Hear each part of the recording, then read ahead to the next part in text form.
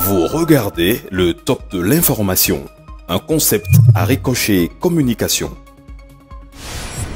Bonjour, à la faveur de la séance plénière de ce lundi 8 octobre 2018, la première pour le compte de la 5e session extraordinaire, la Nation rapporte que les députés béninois ont mis en conformité avec la Constitution la loi 2018-31 portant code électoral en République du Bénin, et ceci suite à la décision DCC-199 de la Cour constitutionnelle en date du 2 octobre dernier. Information que n'ignorent certainement pas les acteurs politiques nationaux, dont ceux de la mouvance présidentielle,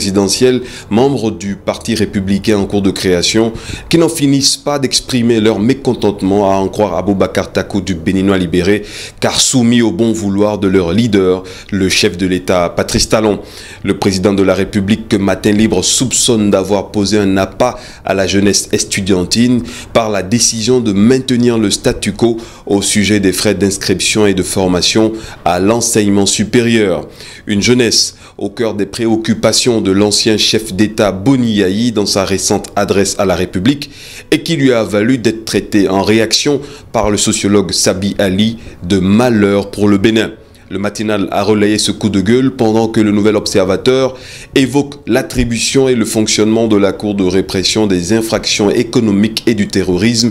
qui suscite au sein des populations beaucoup trop d'inquiétudes, selon l'auteur de l'article, mettant ainsi sous pression le procureur Gilberto Bonon à la tête de la criette. Toujours à Porto Novo, c'est plutôt avec sérénité et détermination que le maire Emmanuel Zossou poursuit son périple à l'international pour la mobilisation et la relance des partenaires techniques et financiers dans l'intérêt de la capitale du Bénin. Des nouvelles aussi rassurantes que celles que rapporte le confrère de la matinée au sujet de la sortie de l'équipe nationale de football du Bénin le vendredi prochain du côté de Blida. Le ministre des Sports Oswald Omeki et le président de la Fédération béninoise de football Mathurin de Chacus ne ménageraient absolument aucun effort pour que ce match soit couronné de succès. De succès, il est aussi question à la une de Fraternité qui consacre plusieurs colonnes à la douane béninoise en pleine réforme pour la modernisation des procédures et structures douanières, pour assurer un rendement optimal dans la mobilisation des recettes et d'autre part